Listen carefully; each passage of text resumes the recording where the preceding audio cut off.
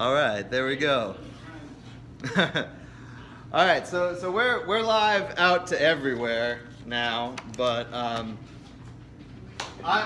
most excited to be here specifically because this is the first time I've done a poetry reading since I started this artist residency, which has been just such a gift. So thank you to all the people who are here who are members of the Steelville Arts Council. For all the work you do here. It's really incredible to come to a town like this and just be encouraged, like, go ahead, create, make your art. Nobody was like, you have to come and do a reading and you have to do this and you have to do that. They're just like, no, make art. And that felt really wonderful for me. So thank you. I wanted to open actually with a poem by the poet Rainer Maria Rilke. And this is called The Swan.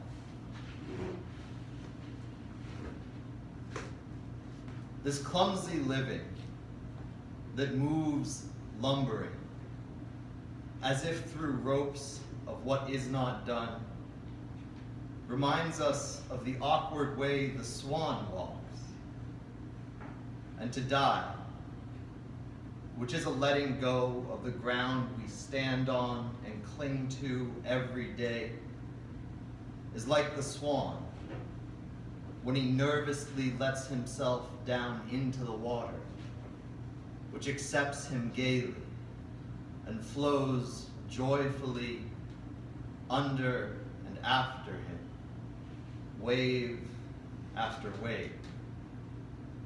And the swan, unmoving and miraculously calm, is pleased to be carried, each moment more fully grown, more like a king, composed, farther and farther on.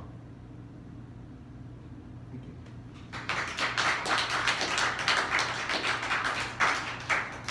I really like to open readings with poems that aren't by me, because poetry, it's such a wide world of what can be done. I think nobody ever, I've said this before and I'll say it again, nobody will ever ask anybody like, hey, do you like music? You know, it's like, what kind of music do you like? But you'll hear people categorize poetry like that, like, oh, are you a fan of poetry? So I like to open it like that. I just found out that, was it Daniel Ladinsky, am I getting the name right? Is from around here. And this is actually somebody who translated the work of Hafiz, including a pretty famous collection called The Gift, which, if you haven't checked this out, I highly recommend it, because they're just poems that you can pop in your mouth like candy. They got these tiny little, and they're just like, ooh. He's got one that goes, still after all these years, the sun has never once said to the earth, you owe me. Look what you can do with a love like that. It lights the entire world. So I thought that this would be an appropriate time to read an older poem of mine. This poem is called Self-Indulgent Questions for Hafiz That Reveal That I Will Never Become Enlightened. It goes like this.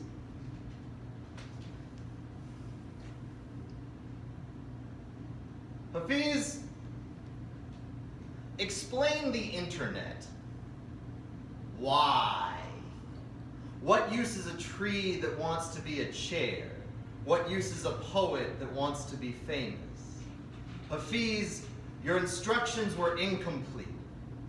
How do I open myself to love? I know that after all these years, the sun never once said to the earth, you owe me, but did the earth ever feel like a freeloading asshole? Did the caterpillar apologize for eating all of those leaves? And if we're all atoms that at one point belonged to someone else and will be someone else soon, and as good belong to anybody, as Whitman might say, should I be apologizing to all the animals I once was? Or does this closeness render apology as a concept just absolutely absurd? Hafiz, your instructions were incomplete. How do I open myself to loving all people without being completely creepy? I don't know how to hit on women who work in food service or retail, and this is only a problem because I have no idea how not to hit on women who work in food service or retail. And when I want to be attractive, God just laughs and tosses out red herrings, a bottle cap upturned and crusted with a crown of rust, women leaving fine dining restaurants, buying $5 coffees, and then going shopping. Hafiz, I have questions. Would I be a better mystic if I did way more drugs? If I had more knowledge of chakras or acupuncture or jet engines? And what is effluence? And why is it so short a time I can see it? A thin way in between the curtains that falls on her shoulders in the early morning. And why do I forget? And by breakfast, I think I want a cinnamon bun covered in glaze, when what I really want is to see these constellations of light on her skin. Hafiz, your instructions were incomplete. How do I open myself to loving all people when they're publicly reading Sylvia Plath, who they introduce as a lesser-known poet, and then go on to mispronounce all of the German words in Daddy? I have questions, Hafiz. Can I sleep till noon? Can I still be sexy? Can I keep my car? Can I be compassionate while someone else's beta fish is the topic of conversation for like a half hour? Hafiz, how do I learn to speak that sweet moon language? And what is the answer to this riddle of use? Here's what distracted me when I tried to write about beauty. A red-bound book of the Scribner Radio Music Library misplaced in the biography section, the thought of a violin, the permanent brown tinged inner rim of a white porcelain mug, and I was trying to let the whole sky out of my mouth, just like I saw it in my rear view today, like two things at once. A cotton gray pulling off a coral orange, a sunset misplaced in midday, and the air too warm not to crank down the windows and let in rush, and the wind like a sunflower bloom, a rhyme with lovers' laughter. The wind, like all language, is also an insinuation. You were a beast once, it says. And I pressed my foot down on the accelerator just to try to agree. Yes, once I was a beast, and all the cars on 101 grumble in chorus like once kid, once you were everything, and the evening horizon is lost in a rambling and undirected wind.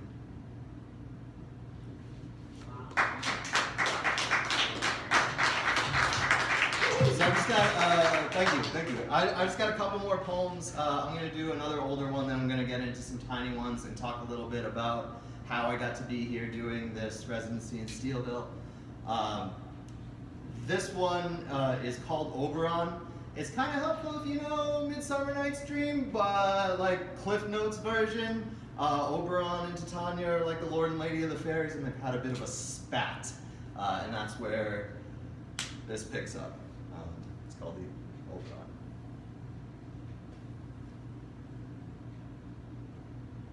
Oberon in the moonlight explores unwillingly what splinters we become through separation.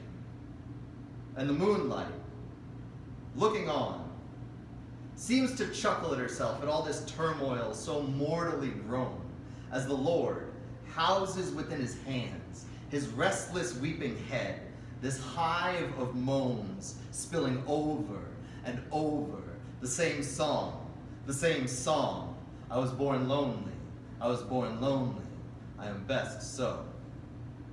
Oberon is tempted to call Titania a tyrant, a villain, and she wants to call him to ask about maintaining a healthy friendship and honoring each of them, their higher selves. And through this friendship, she would like to start telling him all about her new boyfriend. And Oberon would like to remind her of all of her worst phrases and actions.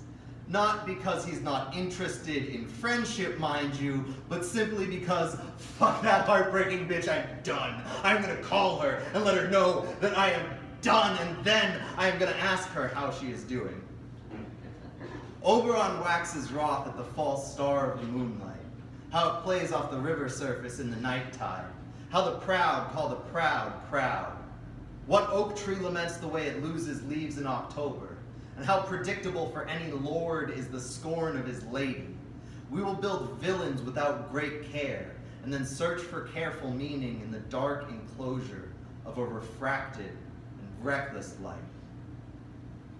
Oberon Takes one awful night to get crazy drunk below an aster bush. He summons every single sprite that doesn't already know the whole story, slathers his best drunk debonair across his slurred speech, and it works exactly 0 times. And the only traceable result is a flood of stories across the wood about the Lord, desperate and drunk, dismissing his summons after a quarter hour of floundering courtship. There is no laughter worse than that you would make for yourself if you were to hear a folly entirely your own, carried by another. Oberon gets stoned through his hangover, and the entire morning becomes pleasantly non-existent. He slumbers on the street amidst the mortals, invisible and impervious to their shrill, whirling arpeggio chatter, their truly horrible music, until some slight young thing walks by, and with alarming mortal accuracy correctly counterfeits the scent of the last being that carved this large of a hole for heartbreak. And in that moment, he is unable to be anywhere but back with her, sliding into the cohabitated sleep smell that slid into her absence, the last garment, like a bleeding conduit of memory, until it is more a remembrancer of being pressed to his cheek than held close to her fleshy heart. And what reckless aroma is this, he grumbles aloud, to deepen the reach of love's loss. And I stood long where you left me. The night was all around me, the stars pectored it with fierce, acetylene silver beats. Thin moons scratched the sky. And then I walked.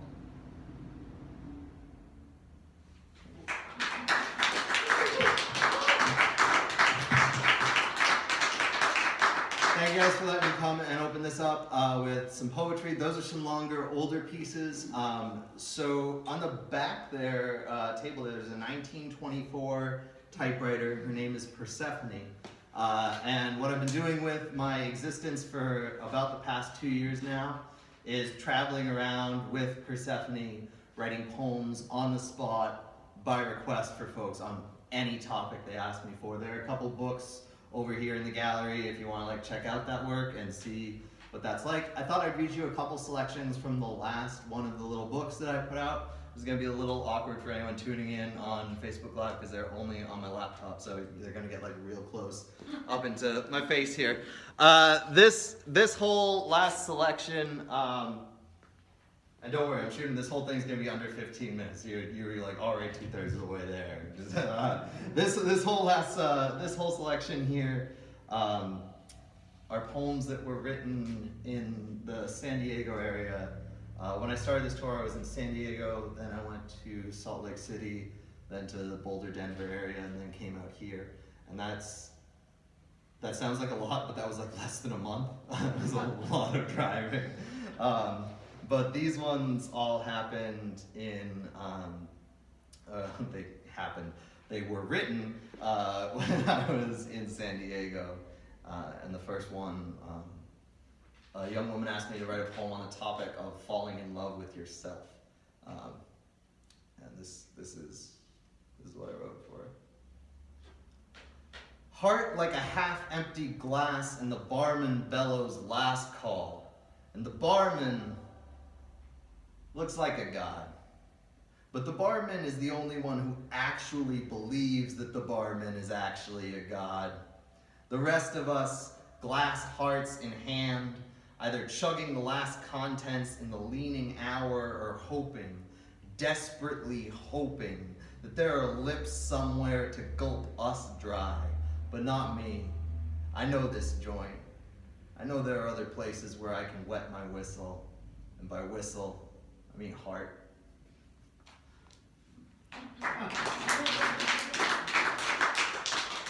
These ones are tiny, but there are going to be a couple of them. Before I dive into those, I just want to say that one of the things that I'm really excited about being here is it allows me to focus on a number of other projects that I've had that have been kind of on the back burner for a while. So I just launched a new Patreon today. Yeah, thank you. If you're not familiar with Patreon, it's a really cool platform for supporting creative folks or people who want to support your work can sign up on either a monthly basis or by book basis.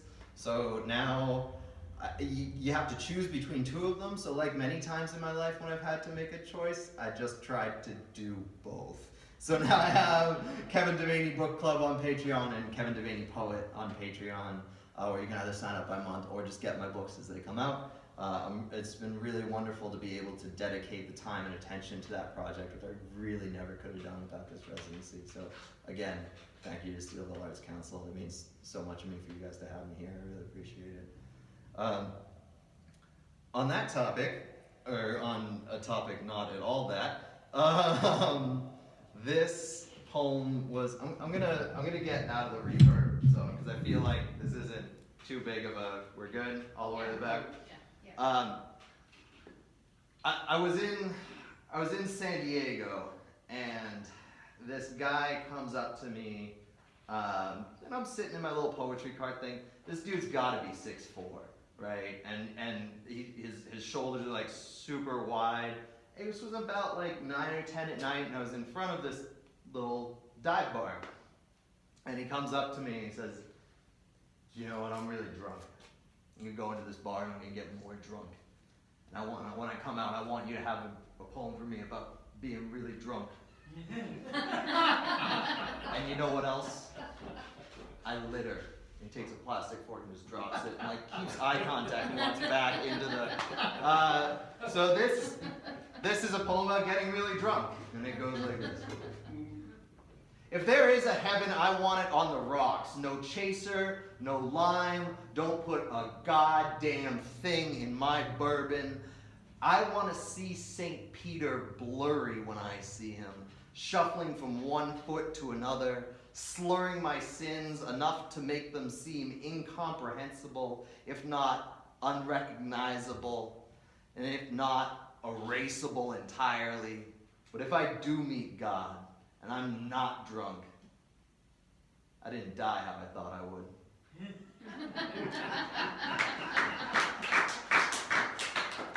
So this is a good time for a bunch of shameless plugs because I have a poem from the back table that I'm going to run and grab. I got a bunch of tiny little books that I sell for like $3 to $5.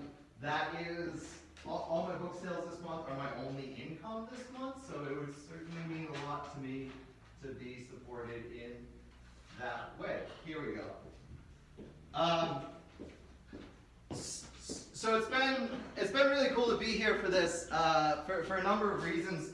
One of them being one of the reasons why it's been so cool to be here is because I'm in the little intern house behind the Evans house, and I had this realization that I'm closer to a laundromat than I ever have been any time in my life. And when I live in New York, I'm closer to 24-hour services. There's the 2 gas stations right there. I've never had that many places open for 24 hours. And I lived in Northern California for like 6 years, but I've been taken to more wineries in the past 2 weeks than, which may comment more upon the graciousness of my host and the relative poverty that most poets live in. But we were at, was it Peaceful Bend? Is that the name? We were at Peaceful Bend, which Facebook Live people, if you're in Steelville, Missouri, Peaceful Bend, do it. And we were there, and someone was telling a story of like, you know, I used to judge all of these speech competitions, and there would be like a bunch of different subcategories, one of which was poetry. I never wanted to judge that subcategory. And I was asked to write a poem for that person. And so this is the newest poem. This is new Santa Cruz. In Santa Cruz, if you introduce a new poem, the whole crowd yells back, "New shit!" and it's like this thunderous booming. Anyway. You want to try it again? So this is new shit. New shit! Oh my god, I love it. So this is titled, If You'd Rather Not Hear the Poetry Readings. The Arts Council in Steelville likes to eat. There will be no meeting without the taking of fork to tongue, a brim or two of a glass swiftly tipped, to nourish, yes, but also to greaten the attendance in the halls of our joy. So give me language that does this, and I will call it poetry. Otherwise, read on.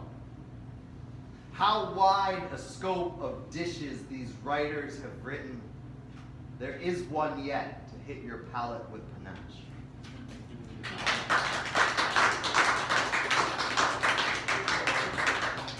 So I figured I wanted to do just one more for y'all, if you'd indulge me.